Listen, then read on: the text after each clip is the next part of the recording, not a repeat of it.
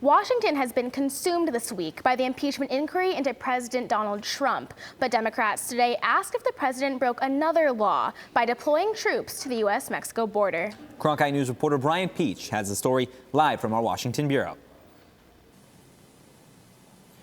It's been a year and a half since President Trump first sent troops to the U.S.-Mexico border, but Democrats are still asking if using the military for what they say are political motivations is illegal. You know, make no mistake, this decision by Trump to deploy troops to the border was not only alarming, it was unnecessary and raised serious legal questions that the administration has refused to answer. Representative Raul Grijalva of Tucson was one of more than 30 House Democrats who called on the Pentagon's internal watchdog to investigate the ongoing deployment of troops to the border. They say it could violate an 1878 law that bans the use of the military for domestic enforcement without an okay from Congress.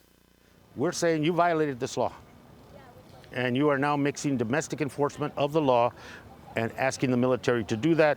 While Democrats say the president is using troops as political pawns ahead of next year's election, supporters say the president is just keeping promises he made in the last election. Representative Paul Gosar of Prescott said in a statement that the president promised the American people he would secure our borders and that the priority should be securing our own country before trying to secure others. The deployments began last April with National Guard troops, a move supported by Arizona Governor Doug Ducey. Active duty soldiers were added last fall. Representative Judy Chu of California said the president needs to be held accountable. He is not above the rule of law, and we certainly cannot allow him to break the law in order to promote a dangerous and racist agenda. Critics say those deployments not only hurt communities along the border, but bring down the morale of the troops who were trained for military operations overseas, not at home on the U.S. border.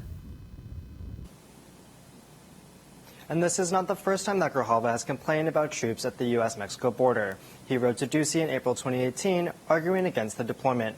We reached out to the White House and the Defense Department for comment. The Pentagon said only that the letter is under consideration. In Washington, Bryan Pietsch, Cronkite News.